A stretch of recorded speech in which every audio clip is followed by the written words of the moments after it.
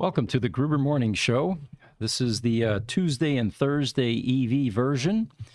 Today we've got a number of headlines. The one that's making news this morning is the stolen Florida Roadster is found, and the story has a new twist. You're going to want to hang around for this one. Tire tech finally joins the rapid improvements after slumbering for a century. And 100 bullets cannot stop a Tesla Model 3 performance. That was amazing. That is amazing. And then finally, Tesla charger locations talking to cars. I'm Pete Gruber. I'm Mark Schaffner. Good morning and welcome. Thanks for joining us. So, leading the story here, about a week ago or so, we became aware of a Tesla Roadster that was allegedly stolen.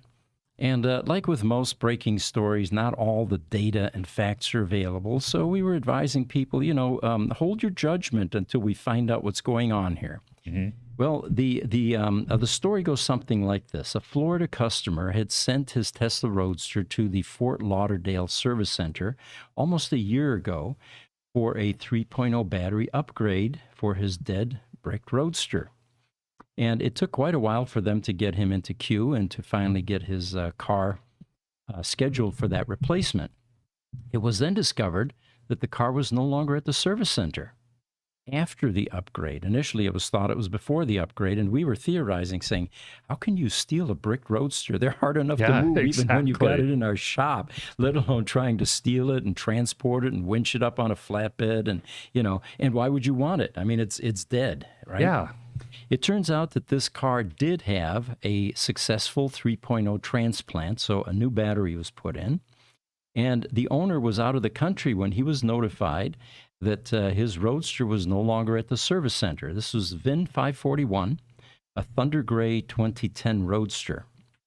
Well, the customer now, and some of the details are beginning to emerge, is now back in the United States. He was on vacation in Europe. Mm-hmm. And It turns out that the car was stolen from the service center, and there's even a video of one guy getting into the car and then driving off. The Roadster was then towed to an impound lot for illegal parking at the request of the Broward County Sheriff's Department. And so anyway, we called the impound lot this morning. We found out that the car was located 1 mile from the Fort Lauderdale Tesla Service Center. So no details have emerged yet. Either he didn't get very far, or he took it on a 230-mile joyride, ran out of juice 1 mile from the service center. Well, and do you think that the 3.0 batteries, when they're installed in the Roadsters like that, are installed at a full charge, or do you think they're installed at like 15 or 20% charge? Part of their testing is to bring them up to a full charge, and it could even be a range charge. So there might have been over 300 miles on that Roadster. Wow. But yeah, it was found 1 mile from the service center. They told us that at this point, the lot fees and the towing charges had been paid by Tesla, and the car is now on its way back to the Fort Lauderdale Service Center. And if there are any battery issues or they ran it dry, they'll certainly be able to deal with it.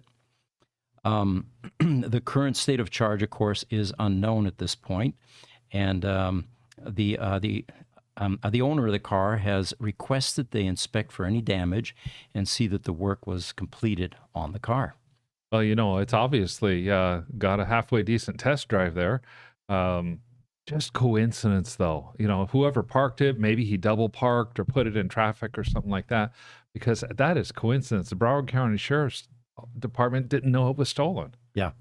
If it was illegally parked, it would have been a parking ticket.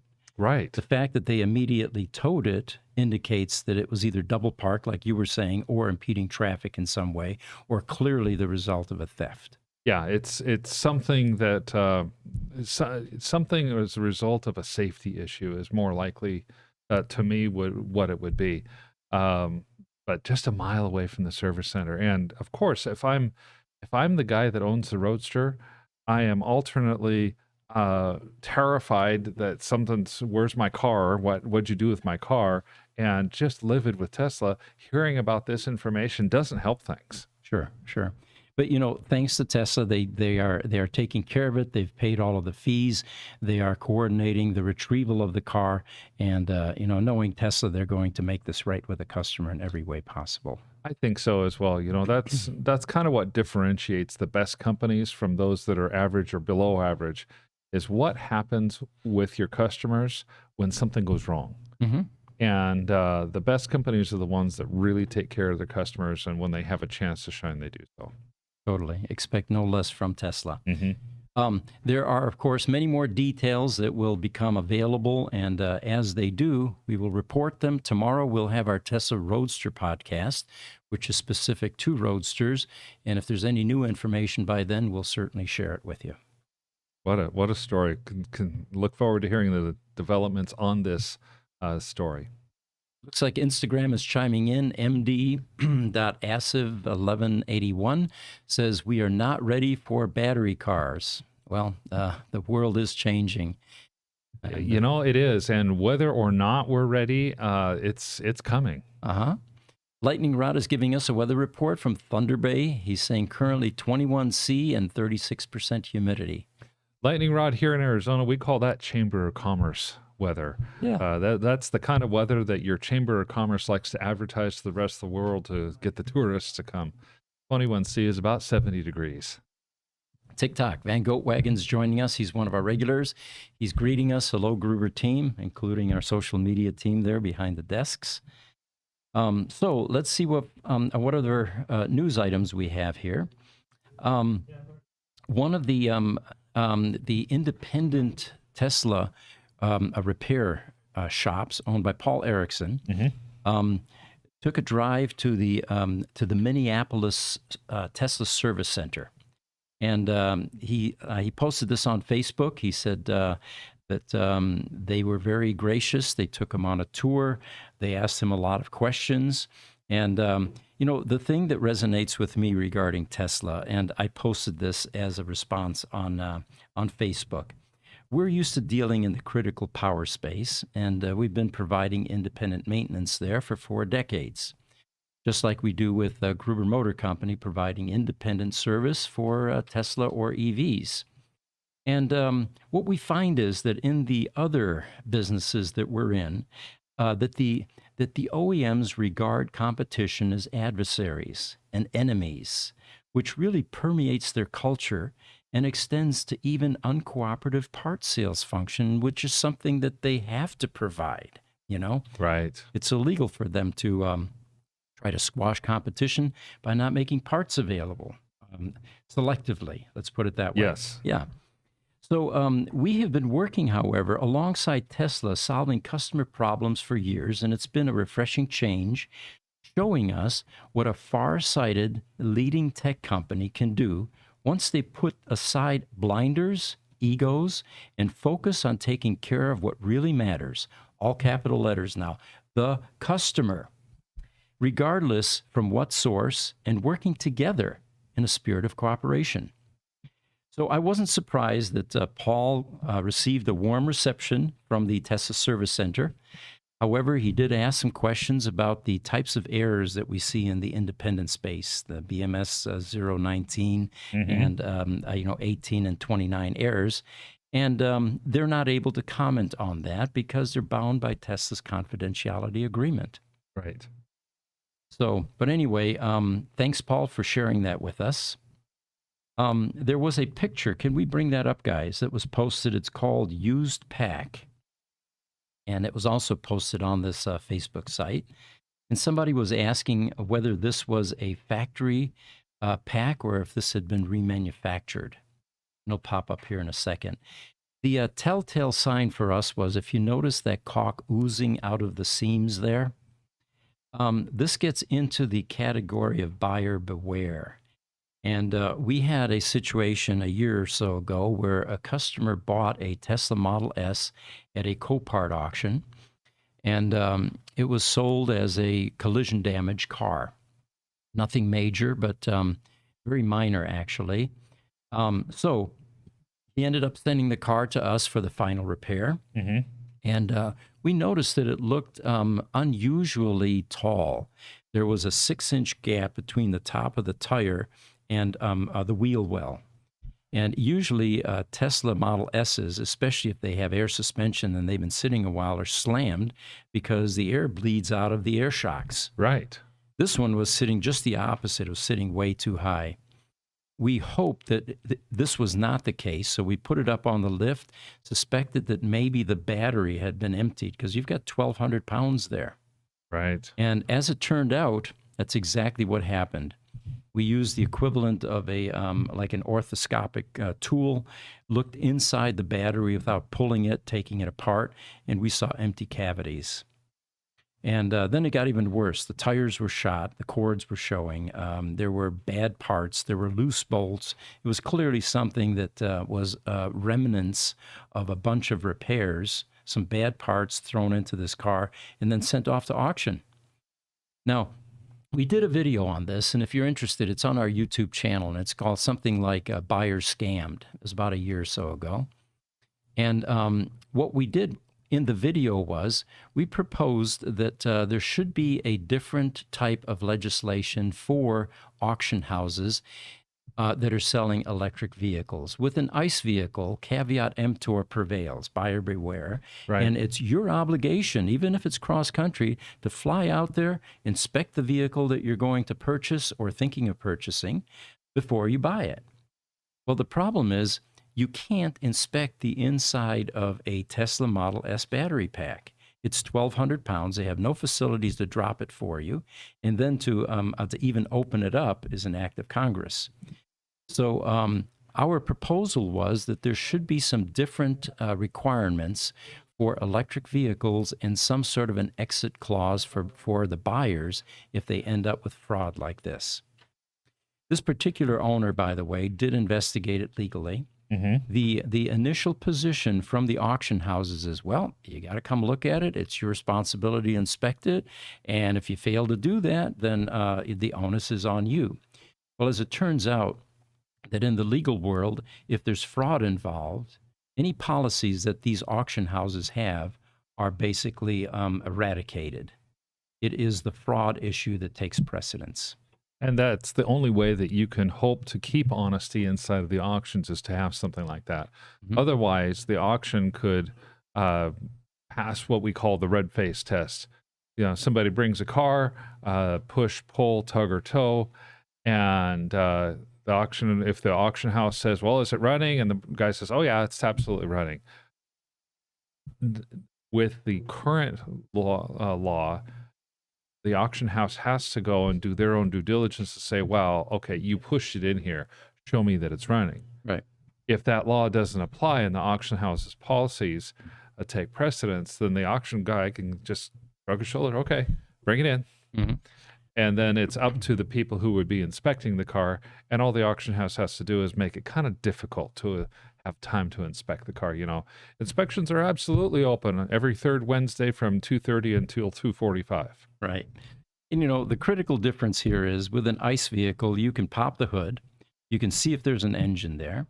You can see if there's a transmission. You can look underneath, you know. With an electric vehicle, you don't really have that luxury. Right. Right. We've got a bunch of comments here. Yeah. And Richard Flenke on YouTube. Good morning, gentlemen. I love the blue ball Earth space graphics. Maybe we should talk about our background a little bit. You know, it was a last-minute insertion. We usually have a background image prepared. This is one that we did a few weeks ago, and this was give us a news studio in outer space. And AI obliged, and this is what it came up with. Love the look of it. Love the background there. Kind of an Earth-like planet in the background. I would not necessarily call it Earth, but it's a very cool look. Mm-hmm. And then LinkedIn. LinkedIn user says, buy Tesla stock, exclamation, exclamation. Not financial advice. Not financial advice, right? That's right. A little disclaimer just kind of inserted in there. Yeah, we're snuck not in there, yeah. we're not finance experts, that's for sure. YouTube, Ramon Hurt, ex-Tesla, says Lucid reported their Q3 numbers not looking good for their stock. I have some information on that, so let's go ahead and run with that for just a minute here. And this is breaking news. Basically, it came out about 30 minutes ago. So we were in studio when this broke. Lucid's deliveries for the third quarter are 1,457 vehicles. Manufactured vehicles, they had manufactured about 1,550 Airs during the third quarter, and they say that there are over 700 additional vehicles in transit to Saudi Arabia for final assembly. That's not going to meet their goal of 10,000 vehicles for the year, or even close. That production or deliveries of 1,450 vehicles is right on par with what they had in the first quarter and in the second quarter. Investors were expecting more because Lucid has not given guidance that says anything other than 10,000 vehicles for 2023. So there's a big level of disappointment. Hey, social media guys, can you look up Lucid stock real quick and see where we're at? It was hovering around $5.33, I think, per share, $5.33. 504. 504. Okay, so it's going back down. You know, there's in the world of investing or the stock market, there are resistance levels and support levels, and that $5 level is a resistance level. Once it breaks through that, it's going to just fly through that and go even lower. But it's been holding there, even with bad news or sketchy news like this. Yeah, I've seen it drop below $5 once, and it was intraday, went down to $4.96, and then it ended up closing the day up around 505 again. So it's testing that resistance level right now. Lucid will report their third quarter results on November 7th. Okay. So we also have Richard Flinke on YouTube says, Ramon, not if you bought at $7. Yeah. Good point. So, yes. And that was a response to Ramon, of course, saying that it was not looking good for Lucid stock. Niels from the Bion Danish Genome Institute has added a comment to us today. First, good morning, Niels, or good afternoon as well. In 2021, 89% of Americans were considering an EV at some point, and this year only 65%. I think the adoption rate will slow, but I hope not. Yeah, we hope not as well. YouTube, Jeffrey Mohan says, glad to finally be able to catch you guys live. Really enjoy the podcast. 2014 Model S 85 owner in the high desert of California. Thanks for joining us, Jeffrey. Thank you very much, and thank you for telling us where you're coming in from. We encourage that for all of our new people coming in. So one of the items here that I have for you is one of our viewers actually had an opportunity to talk to one of our customers from over a year ago. In fact, it was December of 2021. That's almost 2 years ago, kind of think of it. Yeah, almost 2 years ago. And we did a battery repair. Long story short, a customer bought this Model S with a bad battery. That's the solution's $22,000. He says, man, the car's worth $30,000. It turns out that he ended up being able to buy this car for $10,000. And we did a video on this. How can you get a Tesla Model S for $10,000? Well, if it's got a bad battery, that's likely or possible. So first thing he did was he shipped it to us. We repaired it. And the good news is that over 2 years later now, the car's running just fine. There was a lot of conjecture and, some darts thrown that these types of repairs are short-term and they're temporary and, these you can't just simply snip a cell, the normal rhetoric that we hear. And we keep pointing out, guys, we've been doing this since 2013. This is not magic. This is a mainstay in our company. It's core business. We do about 2 Roadsters per week where we fix either resistive cells or we isolate a bad cell and, get the car running again. So it's not a surprise to us that this car is still running, but there's some confirmation. And thank you for pointing that out. Yeah, glad to see it. And you're exactly right, Pete. While this might be a novel thing for the Model S, it's definitely not novel because we've been doing this on Roadsters for ages. And we have, 20, like you say, 2016, 2017 repairs that are still going strong on these Roadster packs. Yeah.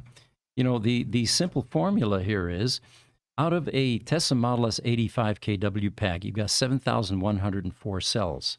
It only takes one of those to go rogue to kill the car. Mm-hmm. And what I mean by going rogue is it will go resistive. It will start to fail. And then it starts to bring down a brick. A brick is a collection of parallel connected cells. As it does that, the battery safety management system in the car says, we can't charge at the normal levels anymore. Something's wrong with one of these bricks. And if we overcharge, we're going to have a thermal event. So we're going to start to peel back the amount that you can charge, which is usually translated into a reduction in range. So you're not getting 230 miles range anymore. So the fix is identifying that one resistive cell and snipping it out of circuit.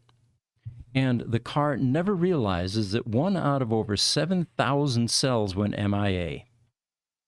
So that's the fundamental principle that we use when we repair these. Yeah, absolutely. YouTube, Highlander says, hi, gang. Couldn't go volunteer. Where? I wanted to, but nasty flu bug going around in Metro Toledo. Okay. Well, we hope you feel better, Highlander. You've always been a mainstay of our show here. Yeah, I'm glad to have you back commenting for us, too. On TikTok, Van Goatwagon says, has anyone seen the Whistling Diesel YouTube video of what he did to his Tesla? I have not. And I actually have to admit, I don't think I have in this case. I'm looking up some photos for Whistling Diesel, and I had seen, one set of images from somebody who wanted to put a generator in the back of his Tesla. Mm-hmm. And so he took the rear window out and built that whole area back up. I've got a Pete Reacts for that. Oh, yes. Oh, you do? Yeah, I do. I don't want to spoil it too much. It's really good. Cass, do you have a Pete Reacts for what they did with the Model 3? Whistling Diesel? I don't think I do yet. Okay. But well, I can pull it. Okay, Pete, you're going to love this. You're either going to love or hate this one. And either case, you're going to think this gentleman is absolutely out of his mind. And, if that's your assertion, then you're right. I have learned, too, with our social media team, which is highly creative, to put things like love and hate aside and just let it be, because I don't understand it most of the time. But if our audience appreciates it and it gets views and it gets subscribers, I stand aside. So, yeah. Yes. So let's see what it is. By the way, if you guys can throw up a picture, and we missed this during the Tesla Roadster, the stolen Tesla Roadster. It's called Stolen Roadster is the image. This morning, after talking to the, and this gets us back, by the way, for those of you that just came in, there was a Roadster that was stolen in Florida. It was stolen at a Tesla service center. It was taken for a joyride, apparently, and it's currently being retrieved, so it's been found. But what I failed to do was show you how close to the service center this car was found. Oh, yes. The little red dot there is the Tesla Fort Lauderdale Service Center. Oakland Park is where the car was discovered as being illegally parked to the point where the Broward County Sheriff's Department actually sent out a tow truck and impounded the car. It wasn't just a parking ticket. Man, that is so close, because it looks like you've got that map zoomed way in as well. Yep. Usually the grids are about a mile or so on the street grids, at least here in Arizona and Phoenix. That's the case. And if that were the case there, Oakland Park is, I don't know, maybe a mile or two from the Tesla Service Center. Yeah, they said it was a mile from. Foster Henderson is joining us. Welcome, Foster. He is a Roadster owner from the D.C. metro area. He says, so with the $40,000 battery replacement, you and I can agree to disagree. And what we're talking about here is October 2nd, Tesla announced informally that they were raising the price of a Tesla Roadster replacement battery from $29,000 plus tax to $40,000, and we're still not sure yet whether $40,000 is with tax. Well, it can't be because it varies so much. Right. It's probably $40,000 plus tax. And my comment to the Facebook crowd that was beginning to get into an uproar about this is, guys, we've been looking at this $29,000 Tesla Roadster battery replacement cost for years because we would love to build them as well. Mm-hmm. We're in the aftermarket space. We are in the Roadster space. We regularly make Roadster parts, but we can't. The spreadsheets consistently tell us, you guys aren't going to be able to do this. They're selling them under cost. It's not feasible. So now that they've raised it to 40,000, we think they've brought it more in line with a break even, which was the original commitment from Elon in 2016 when he said, we're going to give you guys a replacement battery pack. They're handmade, and we're going to sell them to you at cost. Well, that was, 10 years ago. And at this point, costs have gone up. Right. They're using Silicon Valley labor. They're connecting not just 6,831 connections on one side, but times 2 because they have to do both sides with an ultrasonic welder by hand every single connection. Using Silicon Valley labor again. So what he's suggesting is next time that we talk to Tesla, ask about the new Roadster 2, please, unless you know something. We don't. Tesla is keeping information about the next generation Roadster very secretive and very confidential. And even the people that we talk to at Tesla don't get a full story. Yeah, it's we will definitely continue to see what we can find on that Roadster 2. Pete, I happen to agree with you as opposed to Foster in this case. And yeah, we can just agree to disagree. I like Foster Henderson. He's a good guy. Yeah. We'd love to continue with a $30,000 battery pack, but those of you that were lucky enough to get it at that price, count your blessings, because I think that price has been adjusted more in line to cover some of their costs. Yeah. Hugo on TikTok is joining us this morning. It says, from a viewer that has been there since your first live on YouTube, has GMC found an automation or an automated way to find an MIA cell? How long does it currently take to find one? We don't need automation because we don't check all 7,000 cells.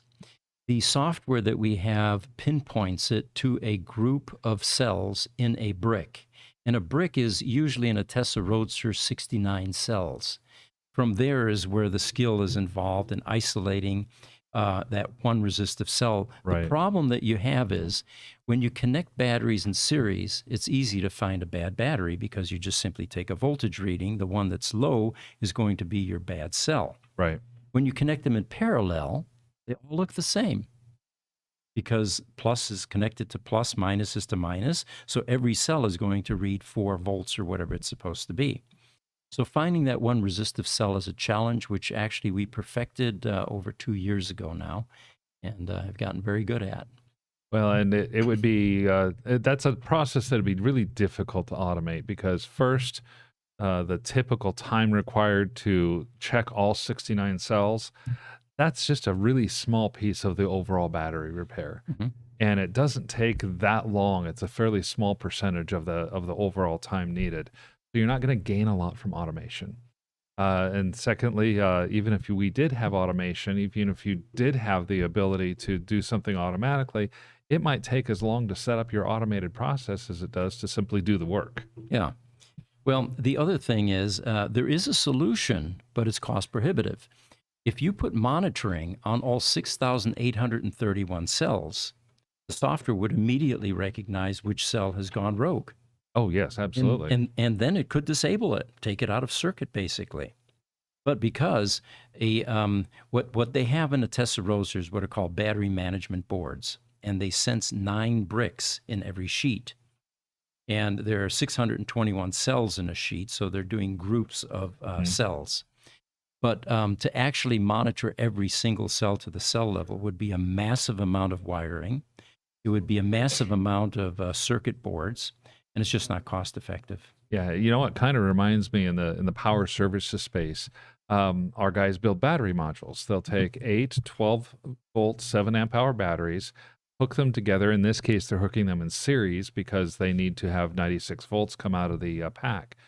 And they'll sometimes there'll be a wire that gets loose because we're reusing the wires, we're refurbishing the packs, we're putting new batteries in. And there is a certain failure rate that we have. Back 10 years, right at 10 years ago, we changed our process for a short while where we said, oh, we can't have these failures, so we're going to spend $10 a pack to put new wires in. Mm-hmm. Well, the failure rate was less than 1%. And so we increased our costs by 10% in order to reduce our failure rate by 1. It was cost prohibitive. And then when new management came in, took a look at the process and said, wait a minute, time out, guys. Why are we spending $100 to fix a $10 problem? Yeah, and we catch the errors during QC and during burn-in. Yes. So it gets resolved. It's not like these go back out in the field and then later on fail on a customer. Exactly. And so we changed the way that the process went, added another QC step that would particularly test for that loose wire, and now the problem is solved and we don't have the failures. This would be the same type of thing. Now, actually, Nils has an interesting idea here. He's saying, what if the auction house had a handheld X-ray device that buyers could use? That would, yeah, That would be interesting. If it can look through aluminum and identify cells. You know, probably the least expensive and most elegant way to do this would be to weigh the car. Yeah. We know what a Tesla Model S 85 should weigh. Yeah. And if 1,200 pounds is absent, it's going to show up pretty quick. They could shove some rocks in there or something, though. You never know until you open it, right? Jesse, you've got a criminal mind. I respect that. Yeah, that's true. You could fill that with sand or something. Now, do you think that the thieves are that smart and that crafty and it's worth it to them, you know? Maybe. I don't know. Yeah. Hard to tell. It's, you know, the thieves are not going to think about that until you start weighing cars. Once you start weighing cars, now you're getting bags of sand put in there, or rocks or whatever dirt is nearby. TikTok Van Goat Wagon says, I learned about resistance from Pete's TikToks. Yeah, we do a lot of those. I sometimes look at myself and I say, did I really say that? You know, the other day, and this video is already out there. I was over there with one of the social media guys, and we do videos almost every day. And I'm over there, I thought I'm going to have some fun with this. So they're using what looked like a blow dryer. It's actually a heat gun, fanning some fiber optic cables. So I go off on a tangent and I say, you know, what he's doing here is using a hair dryer because fiber optic strands are the thickness of human hair and we're trying to groom the fibers. And I didn't really think you would post it, but it's out there. It's gaining traction and people like it. Oh, that is incredible. Oh my gosh, that's so funny. Yeah. Well, Pete, it just goes to show you that to the layman, you can say anything, It and sounds plausible. it's gonna pass. Yeah. You know, I had no idea when you turned and looked at me and you were like, "Yeah, I just made all that up," and I was like, I was like, "You could have fooled me, Pete." Oh, that's hilarious. You know that I know we're going down a rabbit hole a little bit, but we had an article that hit the press on October 12th that was almost the same type of thing. This one's from Kristen Brown from the U.S. Sun. And she reported about a Tesla owner who filmed his EV that appeared to die a few feet away from the charging station. He then proceeded to open up the glove compartment and demonstrate that his alternate battery pack, his emergency battery pack, was going to get him the extra 10 feet. That emergency battery pack was 4 AA batteries. Right. Now, she actually referenced our own Gruber Motors short, YouTube short, as her source material. And at least she did make reference to the fact that this was an elaborate joke. Mm-hmm. But then she proceeded to talk about both several of the comments, because this was a highly commented video that we have online, and went into some length about Tesla Model S's and the amount of voltage and amperage that the battery produces, and would it be reasonable to have 4 AA's actually power a car of this size. And they ended the article saying, the U.S. Sun has reached out to Tesla for further comment. Oh, and we just, I really, really got a kick out of that article because I was there that day. Yeah. I remember Richard and Max and I think Jesse was there, but I know Richard and Max were there. And they were filming the short. It happened to be at a that supercharger that's closest to our facility here. And I was just coming back from lunch and saw them and said hi. And my car is the one that's pictured in the short. And it's hilarious. It seems like they took our article so seriously. Yeah, I can just picture what Tesla is going to say when they are contacted. Will 4AA batteries actually give you another 10 feet of drive time? Oh, of course. My favorite comment, which was listed in the Sun article, came from a user who said, "I installed a wind-up alarm clock in my Tesla. I just wind the thing up and I get an additional 30 feet. And it's all mechanical power.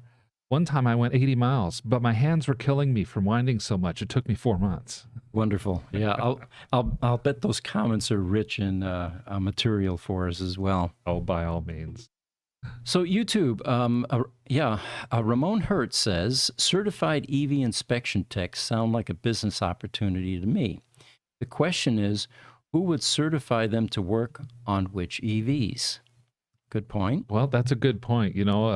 We've had people asking us before, Pete, saying, who did you go to get your expert opinions before you started your business? And our answer is, we didn't go to anybody. Yeah, there was no one.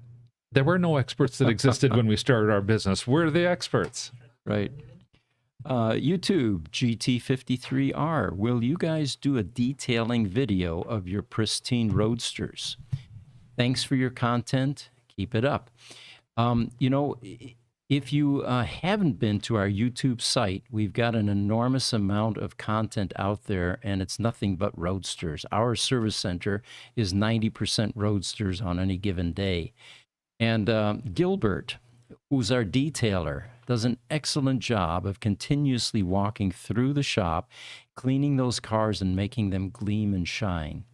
So that's probably one of the best places is the YouTube videos. The other one I would recommend to you, if you really like Roadsters and you like seeing them in spectacular settings with high quality photography, on our website, there is a gallery tab at the top. And there are dozens of various Roadsters that we've received here that have been taken on test drives into exotic locations here in Arizona. And I think that any of you that like Roadsters would enjoy that as well. Nil says, here there have been articles recently about EV regret, and he's talking about in Denmark. Very high repair bills for trivial things. Practical range at about half of the claimed spec and charger problems, plus higher interest rates. We are seeing some of that here sometimes, Niels. Well, for example, I saw an article not too long ago about a Rivian. Got into a fender bender. Had a dent in the back corner of his bumper, I think on the driver's side, and was quoted $41,000 for repairs. Yeah. Because it was, they said, well, it's a unibody and the whole bed. There was a good ending to that particular story, though. I saw a follow-up. There is a place in the southeast, I think it's Florida. The people sent the Rivian to this place. The guy was able to do a paintless dent repair, which means basically he pulled out the dent and didn't have to repaint or anything. Cost about $2,500. And you can't tell that there was ever a problem. And the guy it has made the press. The guy that owns the shop says, since I did this and it started to make the press, I have been inundated with requests because people are throwing money or throwing costs at what they don't know. Yeah. I have a healthy respect for those dentless repair guys because it's easy if you've got some collision damage to throw some Bondo on there and then sand it down and throw some paint on it and it looks new again. But right. Those dentless guys have to work with every crease, nook, and cranny and from behind. It's like the hail repair guys. Yes. And it's a definite skill. It really is. That's even as simple as when we used to take some of our Model S battery covers off, we didn't have the techniques that we have now, and we used to peel them open like a sardine can, and they would end up all bent and dented. I remember the guy that we had that, man, he could make them pristine, and what a skill it was. Yeah, he was doing body work. This is reminiscent too of Tesla Roadster VIN number 500, which was a one of color, copper lotus color. It was the last of the 1.5 Roadsters, highly collectible. And a guy was driving down the freeway in California, and a pipe fell off of a landscaper's trailer, bounced around a little bit, and it punctured the driver's side floor pan. Put a hole in there about the size of a softball. Right. That car was taken to a Tesla service center. They said, you're going to need a new frame. The insurance company immediately choked and said, well, we're totaling this car. The owner at the time had the foresight to buy it back. He took it down to a sheet metal shop, and they pop riveted a aluminum plate on there, pounded it down, and it was just fine. But the point here being is, we're in a disruptive technology right now, and it's difficult for the appraisers to get up to speed, the insurance adjusters, regarding electric vehicles. And there are going to be some mistakes made like this, higher costs, ridiculous appraisals on what it's going to cost to repair the car until it matures and the skills become more prevalent. Well, it's almost like having EV experts. Mm-hmm. Who's the EV expert? Well, really, there aren't hardly any EV experts out there. So yeah, it's I like to call it a nascent or an infant aged market, and it'll grow over time. Now, here's a good question from LinkedIn. LinkedIn user says, as a professional voiceover actor and lifelong car guy, at what point will Tesla advertise in mainstream advertising for broadcast on TV, radio, and all digital platforms? I'd like to be in the brand voice for a company like Tesla. How do I become heard seriously by Tesla? Well, this probably gets back to Elon's distaste for convention. Yeah. And it's similar to our guerrilla marketing techniques, the trade shows and the magazine ads and the direct mail and all that nonsense that used to prevail decades ago when you had a business. Right. I don't think you're ever going to convert Elon from the type of, conventional or too conventional thinking, because he likes to think outside the box. He likes to take the not the beaten path. And good luck to you with that. I would not even know where to begin to have you reach out, because Tesla really doesn't have a PR department. And I have an idea for him. Sure. So if you wanted to stick out, what you could do is you could make your own commercials using the footage that Tesla has already put out there, and just throw those out on YouTube, and then just do it over and over and over and over again and post every single one. Now, if they're, done well enough and gain enough traction, it will inevitably end its way on potentially Elon's desk. And then that's my personal opinion on what your best shot would be with that.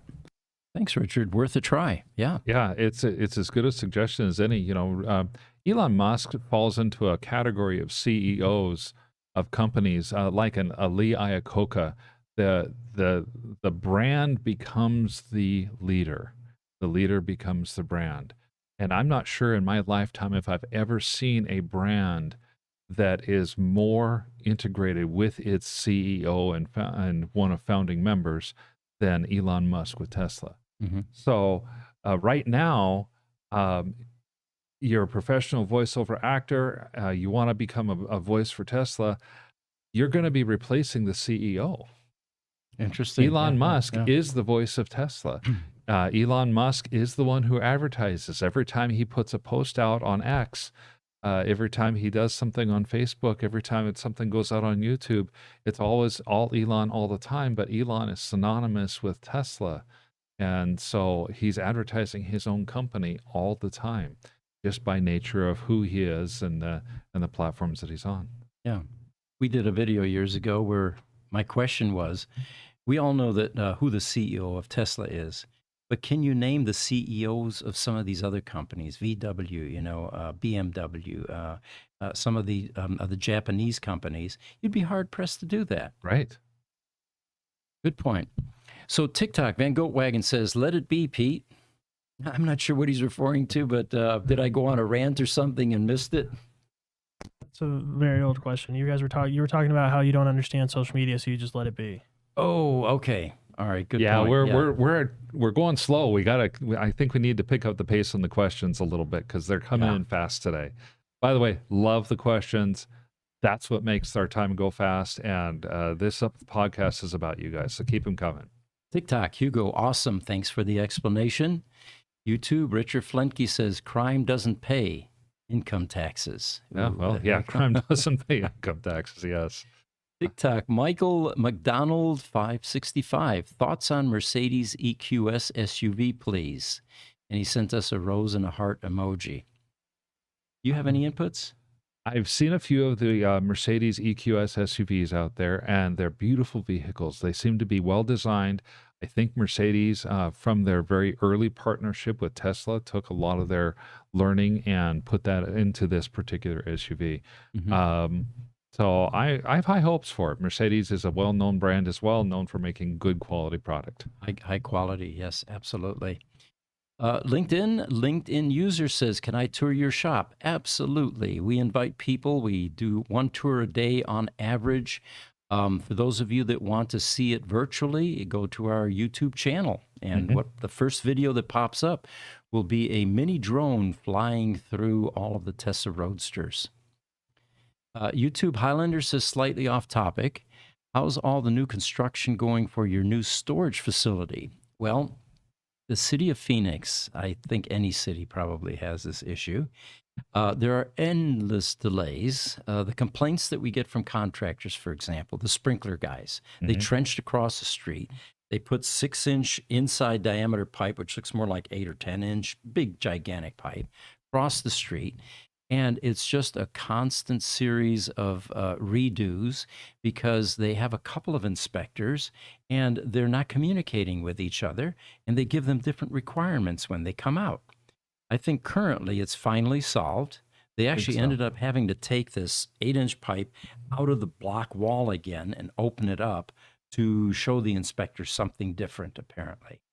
But I'm very familiar with that because years ago when we redid Building C here, we pulled permits as well, and it delayed our project. It was twice as long to get it done and about 2 to 3 times as expensive as a result. Yeah, it's but overall, I think it's going well. The roof is the trusses and roof and stuff are officially on the building. We reached that milestone just this last week. The foamers are going to be working on the top of the roof starting within the next week or so. Okay, on Monday. We're pretty excited. It's going really well. And from here, it will go more rapidly because we've got a lot of the permitting processes out of the way, other than electrical. Yes, that's going to be the next big one. But it's going extremely well. They're going to grind the floor next week as well. And then we're getting an epoxy layer on that floor. Instead of leaving block walls on the storage section of the building, there's an office section with a lab and like a monitoring control room. The entire building is going to be skirted with drywall on the inside, of course, painted and finished. So that's going to look a bit different. We have 6 skylights in the building. We love that natural light coming in and bathing everything with the sunlight. We have a glass warehouse door, not just steel. And we're looking at this to be a first-class facility consistent with the type of storage that's going to be in there, which is collectible, exotic Tesla Roadsters. Yes, definitely. YouTube, PYGKLB says, James Stevenson has thoroughly debunked the Tesla losing market share notion. I've seen some articles talking about Tesla losing market share, and what I'm seeing, though, is that they limit it. They say, well, Tesla at the beginning of 2023 had 60% of the EV market share, and now they only have 50% because people are catching up to them. And I'm like, really? We've got a whole world to convert here yet. Really? There's plenty of room for everybody. The electric vehicle has 8% of the automobile market share. Right. And it's okay if that 8%, which was 6% at the beginning of the year, that means the market itself has grown 25%. Who cares at this point if Tesla has 50% of the EV market share? In fact, I can guarantee you Tesla is no longer looking at the EV market.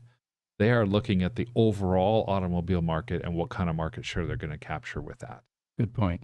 That was a rant clip, by the way, in case you guys didn't catch that. Okay, got it. Here's one. Instagram. Hamza.manai12. He says, Free Palestine. You know, we have an article that's about that as well. We do. We should probably get to that. If you guys want to throw up a picture, and it is called Hamas Attack. And we'll get the rest of the story here. There was apparently a Tesla Model 3 that was involved in this attack by Hamas, and which ended up the driver. And let me just read you this story, then it'll make a lot more sense. The owner of the Tesla Model 3 Performance was in Mefalsim, Israel, and he escaped the attack from the Hamas fighters who, at this point, were indiscriminately killing people that were attempting to flee. So it goes minutes after the Hamas forces invaded the Otaf settlement from the nearby Gaza Strip. This gentleman with the Model 3 was in a kibbutz called Metalsim, and he jumped into his Tesla. He noticed that there was gunfire erupting, people were being killed, and he started driving to the assembly point when a pickup truck loaded with Hamas combatants cut him off and opened fire. What happens next, they say, sounds like a scene from an action movie. Although he suffered a series of head and hand injuries that required surgery, he was thankful that he was in his Tesla Model 3 at the time of the attack. He said the fighters started shooting at the Tesla with their Kalashnikov rifles and a machine gun at close range, aiming specifically for the front and rear of the EV. He surmised that they did not realize that it was an electric vehicle, so they attempted to shoot the engine or hit the engine in the front and the gas tank or fuel tank in the back, which it also doesn't have, and eventually ended up shooting his tires. Now, they ended up putting 100 bullets in this car. It is amazing that he survived any of this, because if you look at the pictures there are some definite bullet holes through the side window where he was sitting. He says even though the Tesla's tires were flattened, he managed to keep the car on the road, and he did realize he was seriously wounded, so he pushed the accelerator to reach the hospital, at one point reaching speeds of up to 112 miles an hour. Now, mind you, the tires have been shot out. One of them was so bad, and you'll see it in the second image there was no rubber left. Right. He was on an aluminum wheel at this point in time, and being able to keep a car at 100 miles an hour on the road with this lack of traction was just a miracle. Well, he was able to get away because he was able to outrun the vehicles that they were driving, which he thought was a diesel truck, a Toyota Hilux or an Isuzu D-Max. 100 bullets again. It also helped his wife track him and find his whereabouts, because the Tesla app was telling her where the car was. So he said that his Tesla still drives if you press the accelerator. Now, that I would not have expected. That's almost like a mic drop right there, right? Oh, my gosh, yes. And he says, but he realizes it may be time to think about replacing his car. Well, yeah, probably is. You know, my thoughts and prayers are with both the people from Palestine and the people from Israel. This has been a tragedy on both sides. And the amazing thing here is that he was able to drive away and get away like this. At some point in the future, do you think that the terrorist organizations like this are going to figure out that some of these cars are electric and that they're going to start aiming for the battery itself underneath the car? Oh, undoubtedly, yes. And then what happens at that point? Yeah. And, will we see more examples of Teslas being used to attempt to escape this kind of carnage? You have to admit that this is unprecedented, although we've been doing crazy stuff like this on this planet ever since man, began to walk upright. But the original comment was, free Palestine, and what do we think? We do an AI podcast every Sunday. And one of the things that I have pointed out a number of times is that personally, I welcome AI taking over this planet because we need something smarter than us, something less volatile, less emotional, and something that does not subscribe to crazy notions like, I have a different religion, so therefore I'm justified in killing you. Or political beliefs, or land grabs, or taking other people's stuff. I think that we can attain a utopian society with something smarter, more powerful than us, regulating us, because we're certainly not able to do it ourselves. We've had thousands of years to learn how to coexist and live in peace, and here we are, this late in the game, still doing the same types of things. Mm-hmm. So anyway, that's my personal views. Would love to hear from anybody that has a different view or something that might, modify my view. But at this point, I'm saying embrace AI. It may be our saving grace. It may be what finally puts this planet back on track. It just may. YouTube, Ramon Hurt. What do you guys think of electric motorcycles? Have any of you rode one? Richard, you're a motorcycle guy. I have not ridden an electric bike. I do think the tactile aspect to riding a motorcycle, with shifting and the vibration, all of that, that is going to be a piece that is, once it's gone, that's going to be, a day of mourning. Yeah. For everybody. I haven't ridden an electric bike yet. I assume it's going to be similar to, an EV car, where the torque is just insane. You go super fast, or you go super quick, not crazy top high speeds. I mean, I've seen some of the zero motorcycles. I think the Damon, it might stand out from the pack on this, but I mean, top speeds are like 112, 120, so that's also a piece that some insane people are gonna miss. But maybe we can get our hands on a zero bike and do a review. I'm happy to do that. My thoughts on the electric motorcycle. I've ridden a motorcycle in my younger years. Had driven a motorcycle, and I kind of compare a motorcycle to an ICE vehicle in the same way that you compare an ICE vehicle to an EV. A good fast motorcycle is going to have that really fast acceleration.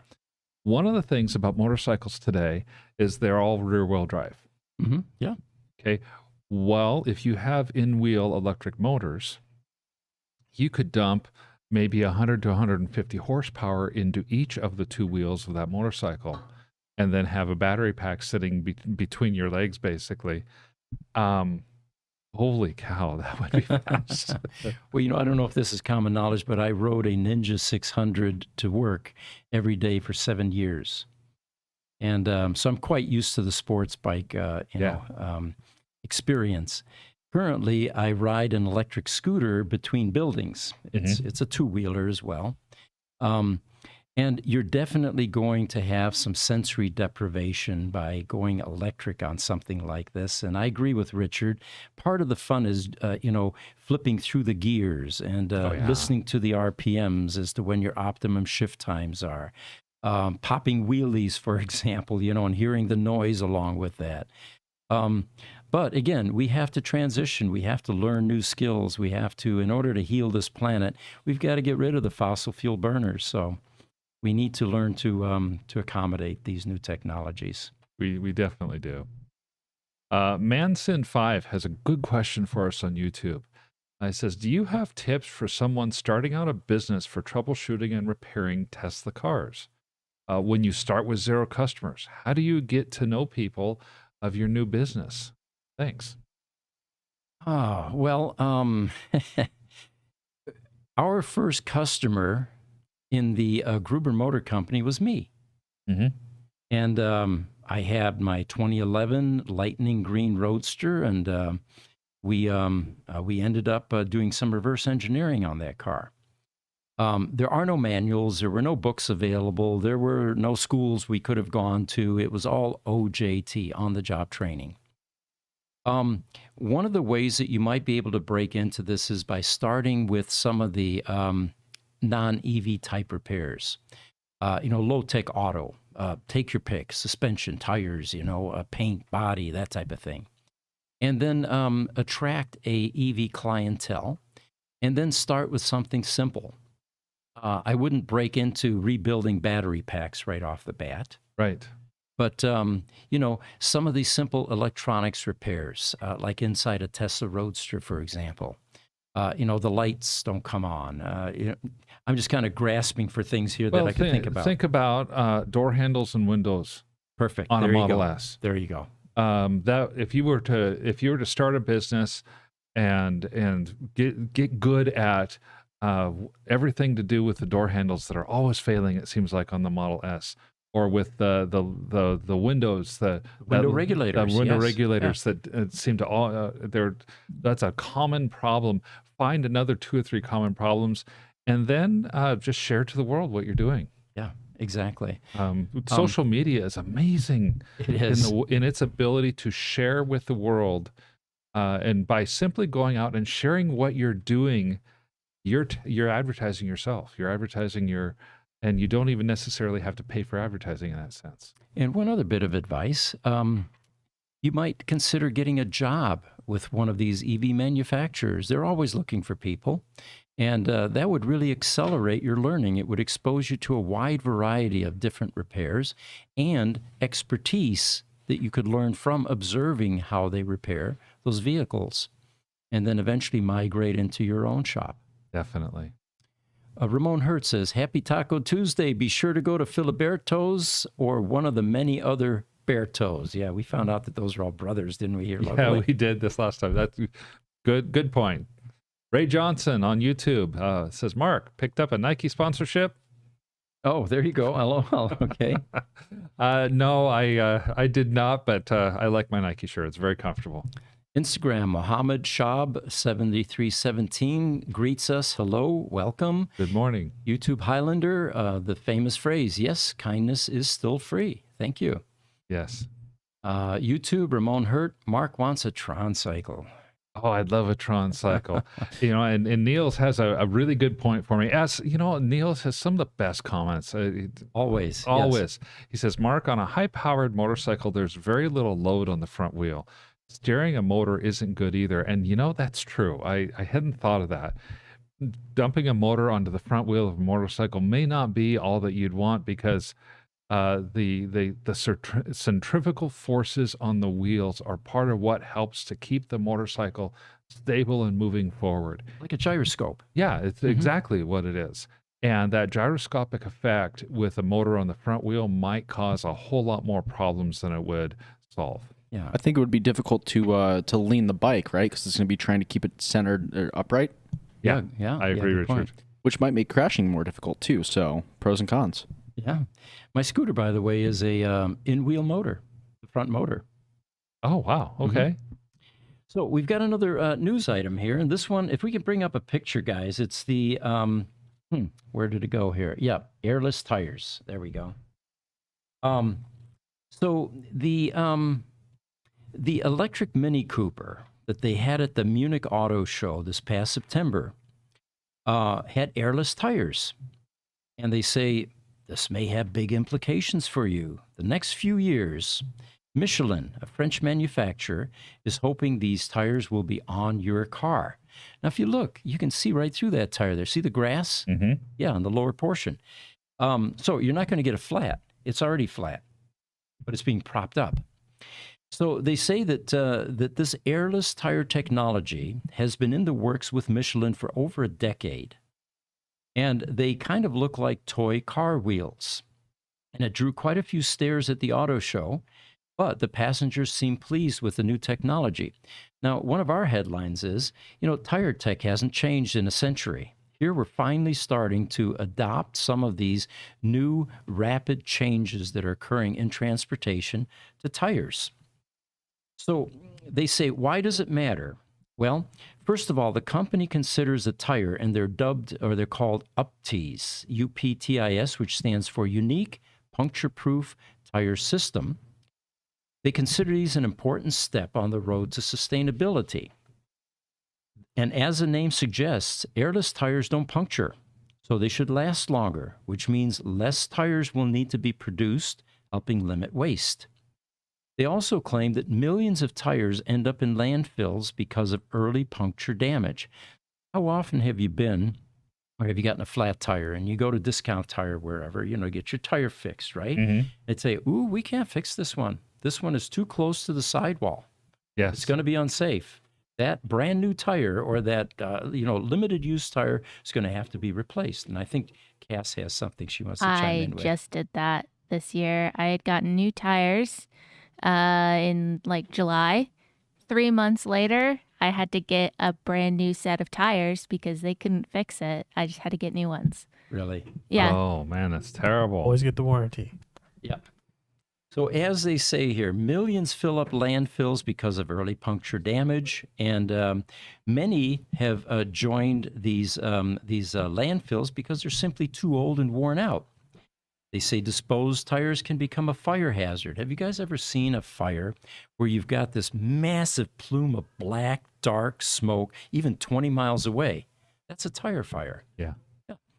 So, and of course, now we are releasing gases, heavy metals, and oil into the environment, even more than we are by driving around. They say that the U.S. alone produced over 260 million scrap tires in 1 year alone in 2019. So their claim is that these airless tires should last longer and they will limit waste. They say that the manufacturers claim that around 18% of tires are scrapped every year due to damage, where they hope that these Uptis tires will not or will be immune to. They can also be made now from recycled plastic waste. Right now they contain some recycled waste, but Michelin plans to eventually make them entirely from recycled materials, according to interesting engineering. I think this is a fascinating development, and I hope it's where the industry goes. Now, one of the things that I noticed as we were reading through the article is that these tires are mated to the wheels. Exactly. And so that's one thing that I kind of scratch my head a little bit. So now we're not only talking about potentially changing or revolutionizing the tire industry, we're also talking about revolutionizing the wheel industry, unless these tires can get to where they can be mated or compatible with pneumatic wheels. I don't know if that could happen, though. I think I think that would be an issue. So I'm a little concerned about the cost, because a good set of wheels may be several $100s, and then a good set of tires several $100s more. But the concept I love. I think it's a great concept. I remember driving in a Tesla Model S. A lot of the Model S's with air suspension have these camber issues, where the tires, as you're going down the road, your Model S will lower in order to make itself more efficient, basically. More aerodynamic. Yeah, more aerodynamic. But that lowering of those air shocks tends to make the tires camber out a little bit, and so the insides of your tires tend to go. And once that tire is gone, of course, they're pneumatic. They're air tires, and it happens all of a sudden. So this concept, I could see the ability to adjust for a car that cambers like that as well. All kinds of cool things could happen with these tires. Well, yes, you're right. The wheel is part of the tire. They say Uptis combines an aluminum wheel with a special tire around it. It is made with plastic matrix laced with and reinforced by fiberglass. The outer tire is designed to be flexible while strong enough to support the car. Now, the camber issue, if this is able to overcome that, then that in and of itself would be yet another savings, because how often have you had to replace your tires, despite the fact that 90% of the tread is still solid, but it's that camber wear that has now rendered your tire as unsafe or unusable. Oh, exactly. This is going to make police car chases a lot more interesting. Yeah. Because there's going to be no use for spike strips at this point. Yeah. Oh, good point. Yeah. No more spike strips. We'll see a lot. I think we're going to see an 80 to 90% uptick in pit maneuvers. Tell us more about the pit Yeah. maneuvers. Oh, yes. So a pit maneuver is when the cop, gets up next to the car and then swipes the tail end Oh, okay. and spins them out. Okay. Yes, yes. And I think about, okay, my wife driving down the freeway, a landscaper or some sort of tradesman ahead of her in a vehicle. The vehicle is loaded down. This happened about 3 months ago, and he has a tire blowout. Mm-hmm. Well, he was probably not running on very good quality tires because he starts to swerve and weave because he's lost control. His front tire is just blown out. And as a result of the extra stress put on the tires of him swerving and weaving, he has a second blowout. Mm-hmm. And then he loses a fair amount of his load off of the metal rack from his pickup. Mhm. And these were pipes. Okay. Fortunately, all that my wife ended up with is a couple of nicks near the bottom of her car from these pipes bouncing along the freeway as she's coming up behind him. Wow. It could have been so much worse. Yeah. Well, with airless tires, you'll never have a blowout. Yeah, it's true. The end of blowouts. It'll yeah. be impossible to have a blowout. How many accidents, how many deaths have there been due to tire blowouts and things like that? Well, looks like Doug Planton is joining us. Welcome, Doug. Hey, good from morning, Doug. YouTube. He says, good morning, GMS. And then Instagram, 98.secret says, hi, guys. Good morning. Yeah, Highlander says, to get to know customers, go to superchargers on any EV charger. Our social media team does a pretty good job of that when they go to the superchargers. They'll actually interview people and poll them. Yeah, and that's actually a great idea for that gentleman that wants to start an EV business. Just go hang out at a supercharger for a while. If he wants to get into a Tesla business, go find the largest Tesla supercharger in the community, in the area, and hang out there for a Saturday. And just have information, talk to people, begin to build relationships. You'll get business. But don't do what we did and caught in time, which is make stickers promoting our business and put those on superchargers. We do not own those superchargers. Right. And we quickly took those down. It was a brilliant idea because people are captive at the supercharger, don't have much to do. And but again, it's a violation. Yeah. It's better to build the relationships. So Foster Henderson is back with us. He says, do you know how many Tesla S tires I had to get plugged? ? Yes. Yeah. I have the staggered wheels and I'm in. Yeah. Yep. Oh, Jiminy Stack has joined us today. Thanks for joining us, Jiminy. He says, yes, it's time for airless tires on cars. I've had them on my bicycles for years. Most cars don't even have a spare anymore. Yeah. Yep. Airless is overdue. From Jiminy Stack, Chandler, Arizona. Oh boy, Jiminy, you are so right. And I've seen the airless tires on bicycles, and they're no difference between an airless tire and a standard tire. Performance-wise, you mean cushion and all that? Yeah, no difference whatsoever. Fascinating.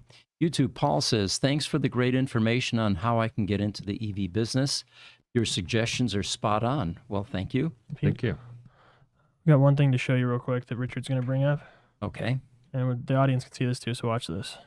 Oh, got a video. Oh, I've seen this video before. Oh, man. You got to be kidding me.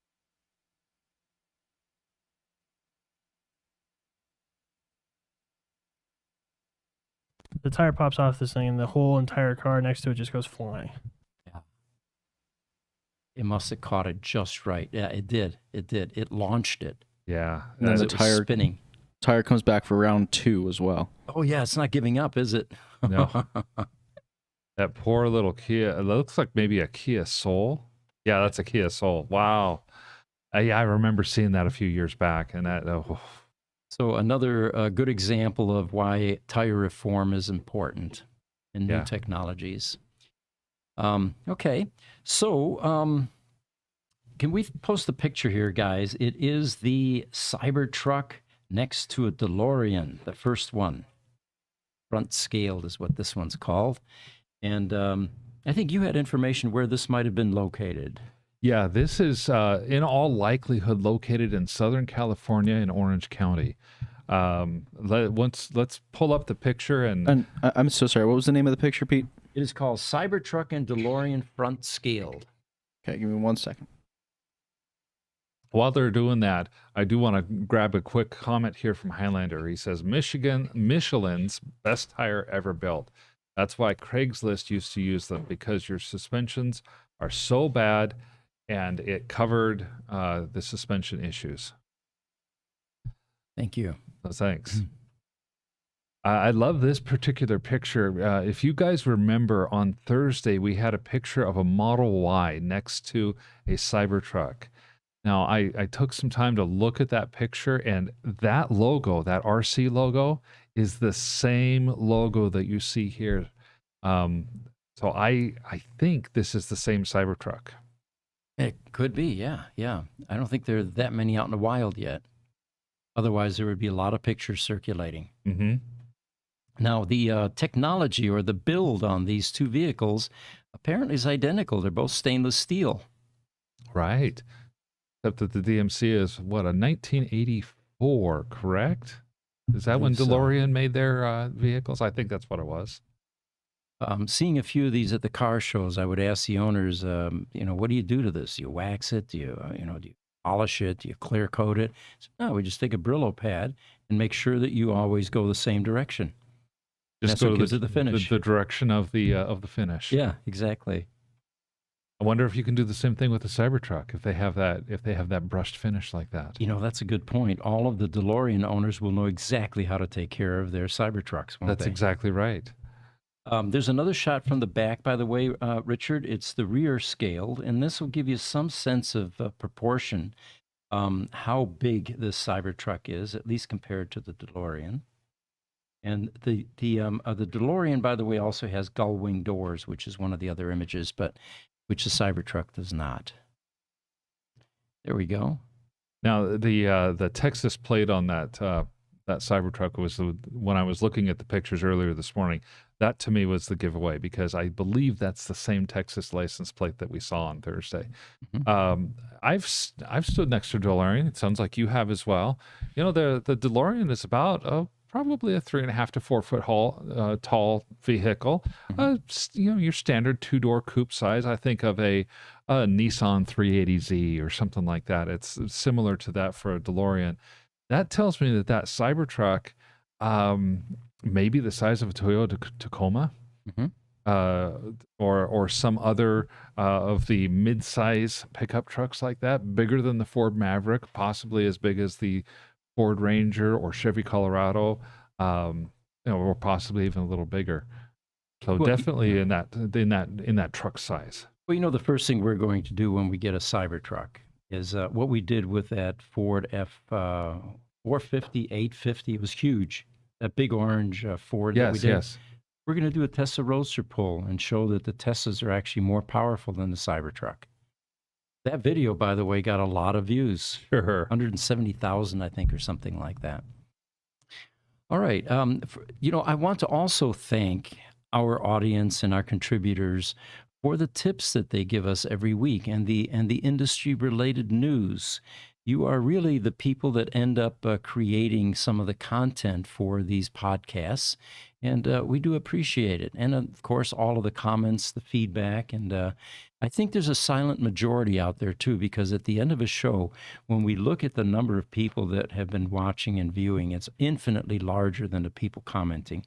So don't be shy. Give us where you're from. Tell us your name, questions, comments. And you don't have to agree with everything we're saying either. No, I actually think some of the most interesting shows we have had are when somebody comes up in the comments with a completely contrarian comment to what the flow of information has been. We love those. The controversy, the contrarian comments, we respect them even if we don't agree with them, and it really makes for an interesting show. Like you, Pete, I thank you guys so much. When we saw the Lucid article, it came out today after we were sitting here in the studio prepping for the show, and it was you guys coming to us with that information that helps us out. Totally.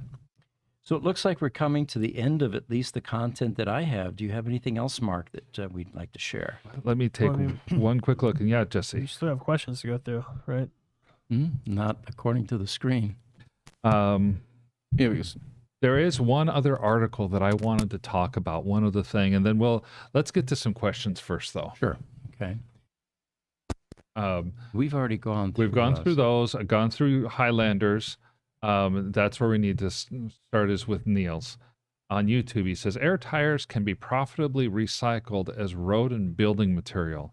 For airless, what about vertical stiffness versus horizontal, weight, cost, rolling heat, and noise? Wouldn't it fill up with dust or slush? You know, that's a good point. How do you drive in snow if if you get ice between the cavities on your airless tire? That's a good question. I don't know. Yeah. You know, and I would think it's less about the snow that gets around the tire and more about what's going to happen to your tire's performance if that snow gets impacted inside the tire and then you park. Nils, I suspect that this is what keeps the Michelin engineers up at night, the very questions that you asked. You know, I don't think this is an easy technology like you're beginning to allude to. Yeah. So PYGKLB says, I had a tire that picked up a second puncture too close to the first one's patch. So I had to buy 4 tires. Wow. Trucker Alistair is with us. Welcome. He said, I saw YouTube that the new Roadster is out this year. Is that correct? We have not heard. I have not heard that. And the latest that I've heard, Trucker, glad to see you here, by the way, is that Elon had said, and this is around the beginning of this year, they do have an engineering team actively working on the Roadster. They would have more information about the Roadster's development by the end of 2024, but he was not making any promises. No commitments. Yeah. So I don't think the new Roadster is going to be out this year. You know, they have priorities. They have a lot to release right now. That Cybertruck, the pent-up demand for that is powerful. And I think if there are any more delays there, Tesla could be in trouble. Yeah, I think they're... It looks like Foster's back. He says, Pete, the key fobs for the Roadster, he bought them at the Tyco store. He bought 2 of them. They programmed them for me. You know, that is good advice, Foster. We tend to forget that just because one Tesla service center says, no, we don't have those parts anymore. If you go to another one, especially the ones that have some buyback Roadsters sitting out in back, oh, sure, you would be amazed what they may be able to come up with for you. We had a customer just last month. He's been looking for a front grille for his validation prototype Roadster for some time. We were even thinking about making him one as a recreation. However, that affects the collectability of these rare VPs. He eventually ended up going to the Long Beach service center. They took him out and back to the buyback Roadsters, and they said, "Which one do you want?" It was kind of like a pick and part. Right. So yes, don't forget the Tesla Roadster service centers. And if you get a no at one, try another one until you find what you need. And if you want a list of what those Tesla Roadster service centers are located at, you can check our Facebook site for that. I don't think we have that on our website yet, correct, Pete? We don't have it on the website, but yes, it's on the Tesla Roadster Owners Group on Facebook. And those are the Tesla Roadster service centers that are willing to take Roadsters in for repair. Those are generally also the ones that have some buyback Roadsters. Right. Trucker Alistair on YouTube says, DeLorean, what a timeless machine. Yeah. Just have to love it and make it electric. Then you're really in the future. That was a play on words, wasn't it? What a timeless machine. Oh, yes. Ramon Hurd says, there are pictures of the Cybertruck next to a Rivian on Tesla Roddy. I actually saw that in the Rivian R1T and Cybertruck are pretty similar in size. Okay. And these, unlike some that we've seen in the past, these are not pictures of the Rivian closer and the Cybertruck out further, and they are truly side by side. Cool.